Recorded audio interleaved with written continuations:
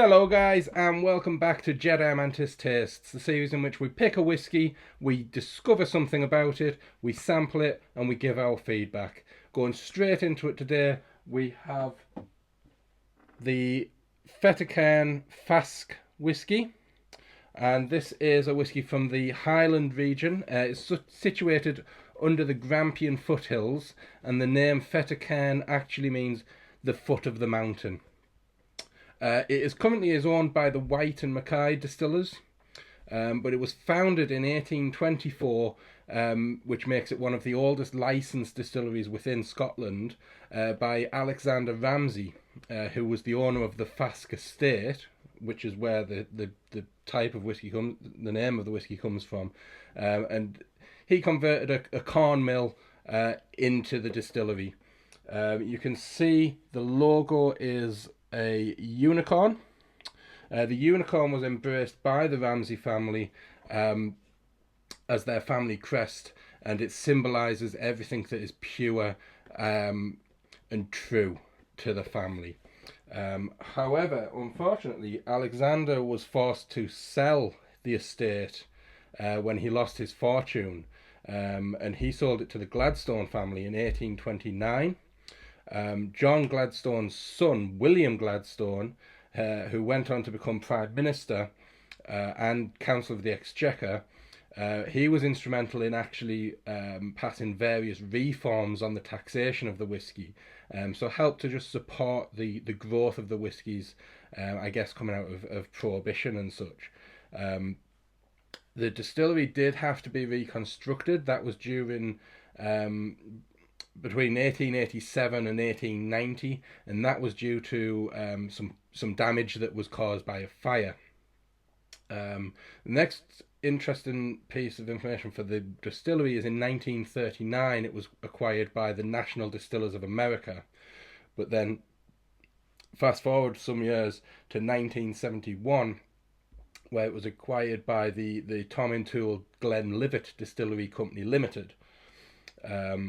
And then Whites and Mackay acquired the distillery in 1973, and they've owned the distillery ever since. So it's changed hands a number of times through its years, but it's a lot of years that it's been going. It's 1824 it was when it was founded. So there's got to be something there to it, for even if it's having to change hands, people haven't acquired it and then shut it down. They've moved it on so that it can continue to make and produce their whiskies.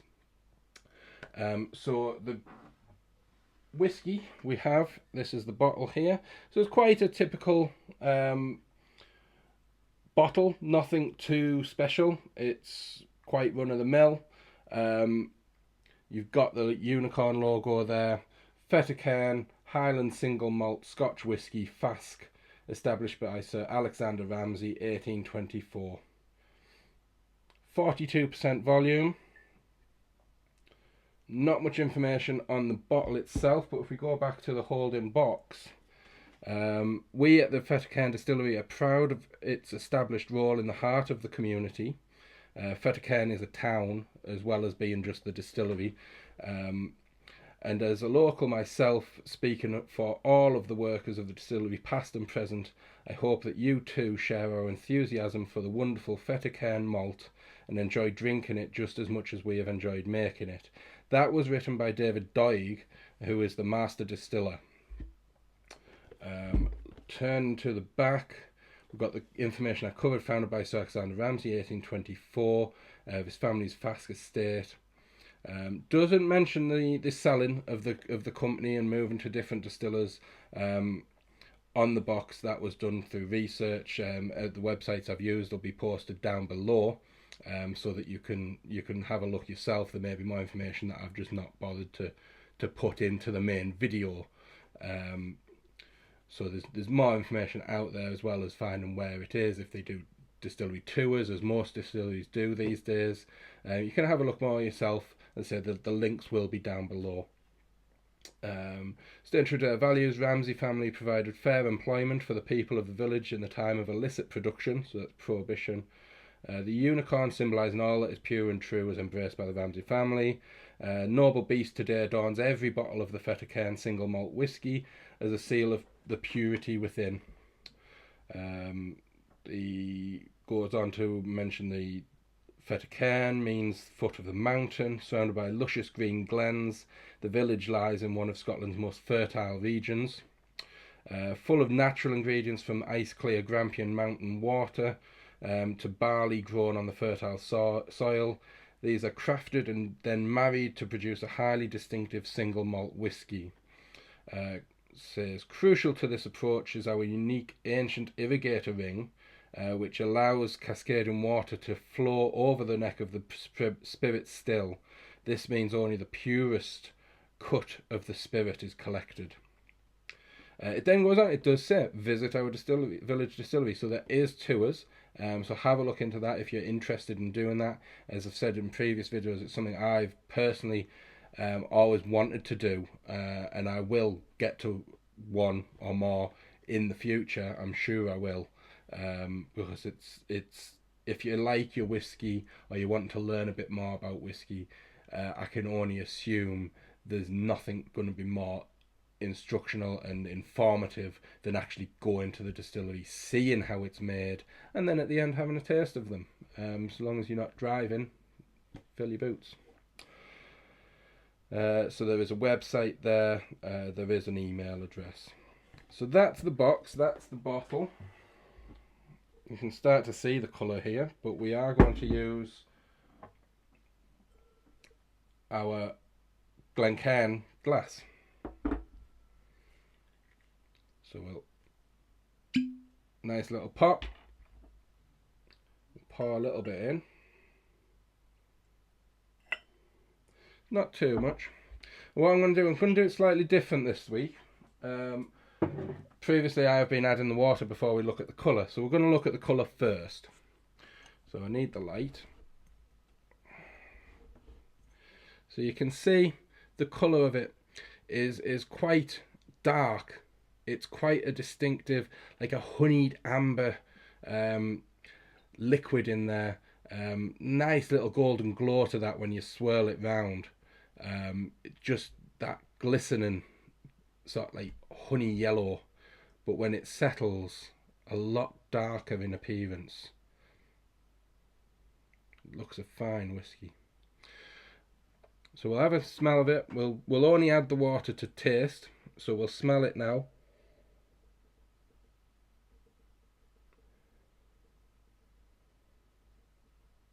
Quite spicy.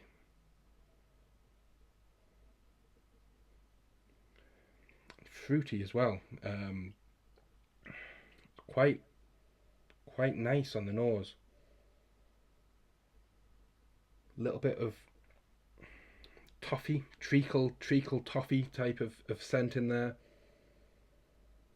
And of course you can smell the oak from the barrels.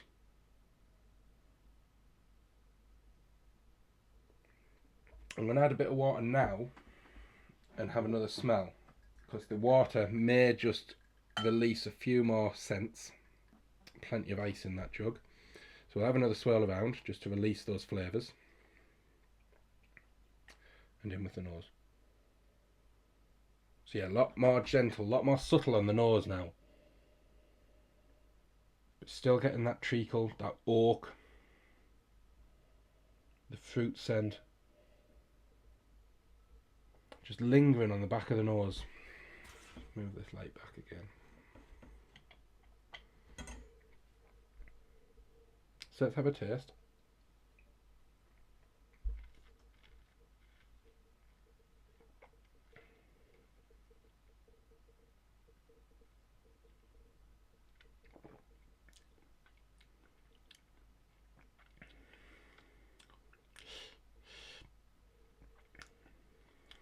That's interesting.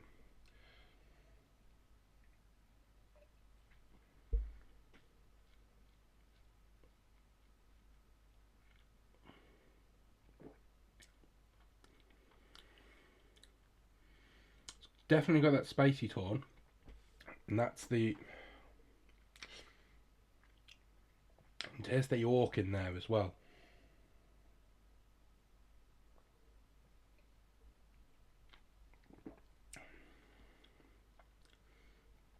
Now, it's not a peaty whiskey, but there's a hint of smoke on that for me. A little bit of smoke, maybe a slight hint of peat, but it's not noted as being a peaty whiskey. Very subtle, but it's quite distinctive.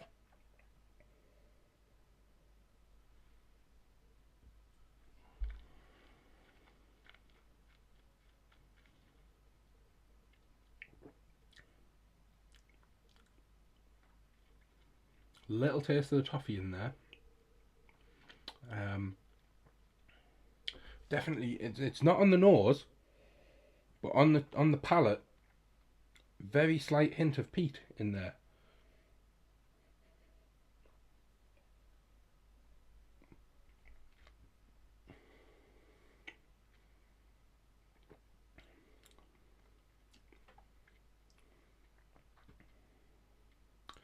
Slight taste of coffee in there as well. Very slight, just on the back. It's maybe what's confusing me with the peat. It's like it's a coffee taste, verging onto the smoke coffee sort of tone to it. It's not unpleasant. We'll try a bit without the water, see what it comes out like as just a drink rather than a taste.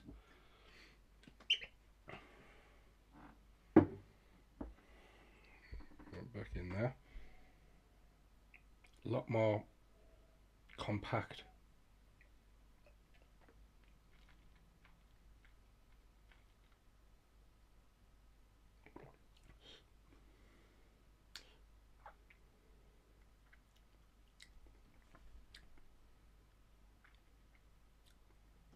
A lot stronger on the spice without the water.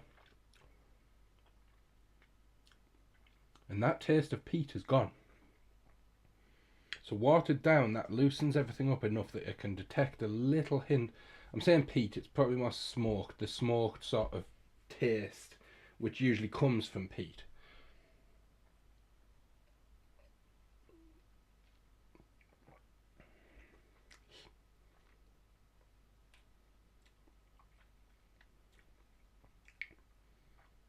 But without the water, that's not there at all.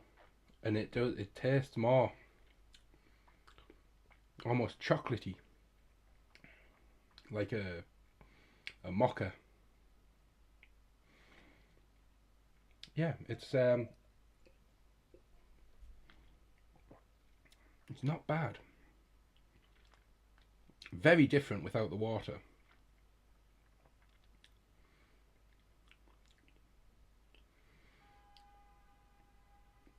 And when it's gone, the finish, there's just a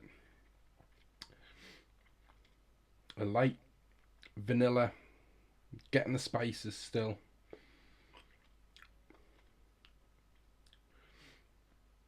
Still got that hint of fruit.